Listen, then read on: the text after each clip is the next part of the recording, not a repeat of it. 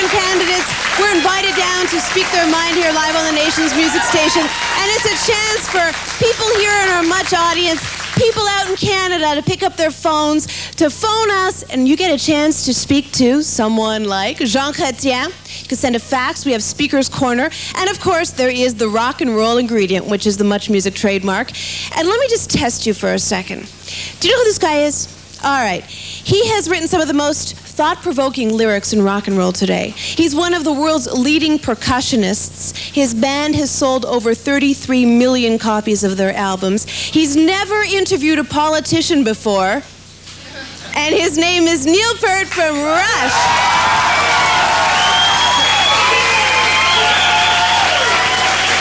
Thank you so much for coming by. Now, I just want you all to realize that Neil has been making music for almost as long as Jean Chrétien has been making political statements. There may be some commonality there. Exactly. Well, I think that it's pretty much time to bring you face to face with the leader of the Liberal Party, Jean Chrétien. Gentlemen, I look forward to your discussion, so if you'd like to head on over there, just take your seats, and let's go over to Avi, who's outside. If Jean Chrétien wins the election, and his supporters out here obviously think he will, he'll be looking forward to what they call the honeymoon period. You know, that warm, fuzzy, post-election feeling. Well, voters these days are pretty crabby, and the honeymoon period could be a little bit more like a holiday weekend. Now, if Chrétien is elected on Monday, he'll have to start translating his promises into programs. So let's take a look at our players program. Roll that players card. At 59, Jean Chrétien is a veteran of the majors by a long looper to left down the left field line. He entered the game back in 1963. Heck, the Dodgers were still playing in Brooklyn. In the late 70s, he batted cleanup for Pierre Trudeau with a stint as Minister of Finance. Hung up his cleats in 86, but came out of retirement to lead the Liberal team at the start of the 1990 season. Most scouts call Jean a switch spitter because he can talk from the left or right side. Watching highlight reels, you won't see a lot of finesse here, but he's a street-smart player with proven stamina. With his grizzled veteran crown his career with a season at Sussex Drive, will they call him Mr. October? Welcome to Much Music, Monsieur Chrétien. Oh, my pleasure. I'd just like to say that I spend part of my life in Ontario, part of my life in Quebec. And, just like me. Part of my life traveling the world. And those experiences really give me three concerns for Canada. One, I'd like us to stay together. And two, I'd like Canadians to be prosperous and healthy. And three, I'd like Canada to play an effective role on the world stage as well. Now, lately I've been reading the papers and watching the debates and talking politics among my friends. And I've read the book cover to cover, but I'm still not satisfied. Still not decided, really. And I've got a couple of days left, and you've got 10 minutes to convince me here. So let's start with jobs. You have an infrastructure program to create jobs, and a youth services program, and I'm concerned to know how many jobs do you predict that will create? Oh, these two programs will create about 75,000 jobs. We have to create about 350,000 jobs a year in Canada to reduce the unemployment and have the young people find jobs. So but it is a kickstart. You know, most of the jobs in the society are created by small, medium-sized businesses. 85% of the jobs have been created by small and medium-sized businesses over the last 10 years. So you've seen in this program a section on small and medium-sized business to make sure that they have the credit for expansion, innovation, and for exporting. What figures show we have 1.6 million unemployed, so it's relatively a drop in the bucket then of what you'll be doing. Yeah, but you have to create a proper climate. The economy, it's not only the government. The economy is the people are spending the money when they feel good. When you move in the city of Canada today and you see signs for rent and bankruptcy and close and so on, if you have a bit of money, you don't spend it. You go home and you sit on it. But if you see some workers working and some building being erected and some young people finding employment in the youth corps and so on, the mood is much better. So the people spend their money more, and that's the way that you kickstart the economy, and the psychology of the nation is much better. So it reflects really the Depression-era programs instituted in the United States, like the WPA, job creation. The question comes down to then, after the contractors and consultants, when can unemployed people start lining up for jobs? Yeah, but as soon as the program is in place for these jobs, but as I said, there will be a lot of more jobs created by the private sector. You want to make an indicator. But no, it's a kickstart. Yeah. Some say we should not do that, wait for the situation to come back on its own. I don't believe in it. I believe that a government can be a force of good in society. You cannot sit there and wait as the Tories done, you know, let the market forces move everything in the nation. That was a failure. That was the Reagan, Thatcher type of approach to politics. I'm more activist than that. Yeah. I think that we have to, I don't say I will solve all the problems within 6 months. I don't want to lie to you or to anybody, but I want to try to do something that is reasonable. And you saw in this book, everything is very reasonable. Yeah, I'll give you that. You said that you'll, for instance, institute a new type of value-added tax to replace the GST. I'm interested in really what kind of a tax you're going to use to replace $15 to $18 billion. We will have to, for the federal government, replace it with the same amount of money in a better fashion.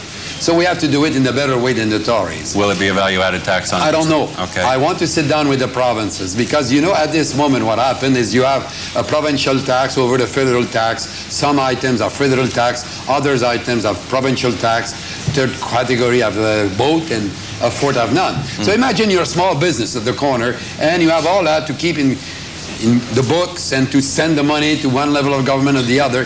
You know, John Bullock of the Small Business Organization of Canada claimed that $4 billion is spent by small and medium-sized businesses just to collect the tax. Yeah, I read that. Will you answer me one thing here on Much Music? If any new tax, will it apply to books? A tax on learning?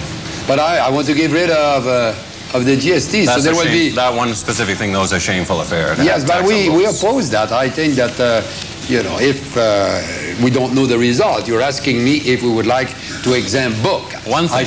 Yes. Yes. Because we want to get rid of the GST. Okay. So if you have no GST, the GST don't apply on the book. Right. Now, you said that you'll take a pen and write no helicopters. Chrétien? Yeah. Or would you consider writing no handguns? Chrétien? For us, we have to have better laws on gun control. You have a division in the society. In the rural parts of Canada, the hunters and so on have their preoccupation. But I am like you, I don't know why. Not with handguns, though. No, with handguns. The only problem, I see no problem to ban them. But we'll have a committee of the House of Commons where everybody can express his views. Right. You know, you're the Prime Minister. You cannot impose your views on everybody. You have members elected to discuss. For me, I don't want to see handguns in the cities. That's my personal view. But the other day, there's some people who are part of gun club and they go there and it's their sport. Perhaps if they were to keep the guns there, in a safe after that, perhaps it's acceptable. Yes. So, but I share your view that we should not have them. But there is another element, is that the importation of illegal guns too. That's always complicated because we have 4,000 miles of border with the Americans. Of course. But it should not be, in my judgment, permitted in the cities. If I can just move on to one thing. The healthcare outline is very comprehensive and very inclusive of all Canadians, I think. And I was surprised to find no mention of AIDS. And according to figures released this week, AIDS is the leading cause of premature death among men in Toronto and Vancouver. Why were those terrible initials, HIV and AIDS, not mentioned? Because you cannot put everything there. I said to some groups that I met in Canada that it should be a priority. I'm very much aware of the problem. My brother, Dr. Michel Chrétien, the head of the Medical Research Institute in Montreal, led a major study on AIDS for the Royal Society. And we have to put more money in research. It's a question of priority within the budget of the government.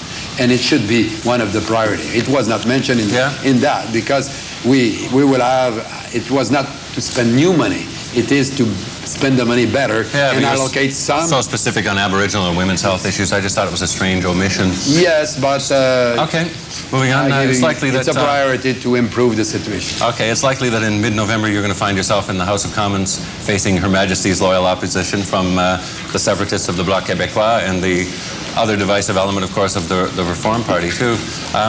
Consensus is all we can hope for among Canadians. The only thing we really have in common is that we are so different, coast to coast, culture to culture. And I happen to think that's a very positive thing, and Canada has been enriched by those cultural aspects of immigration, for instance. I'm just curious to know how you can find a consensus among people who come not to disagree with you politically, but with a whole other agenda for splitting things up. Yes, but In fact, I'm happy with the situation of my party at this moment. We've made very big gains. No, big gains in the West. We were weak, the Liberals, traditionally in the West. Right. And it looks very good according to the polls. I don't like to comment, but the candidates are all enthusiastic. So we will have candidates elected in every part of Canada. I don't like these regional forces coming into play because it's not conducive to have a very good society. They're not there for the same reasons. No, as one is clearly a separatist, but even there, he said in Quebec that, and you know, the real power, the vrai pouvoir, it was very misleading because suddenly the people who are voting for Lucien Bouchard realized that they will be in the opposition. I was in Quebec City, and one person said, Mr. Chrétien, if we don't elect any liberals, we'll have no ministers in Quebec City. I said, of course not. If you want to have liberal ministers, you vote for the Liberal Party. But Bouchard told them, oh, I am the power. The power in opposition is a new thing for me in politics. Okay. Usually we call the government the party in power. We don't call the opposition the party in power. Quite so. Okay, and finally, will you come back to Much Music when you're Prime Minister? I'd like to. It's my second time this year, and it's not bad. It's even fun. But if I'm invited and I find the time, I will be back. Visit the demi-monde. But if you come to interview me again. I'll be there. Okay, good. I've read the book. Now I'm going to wait for the movie. And you're voting for me.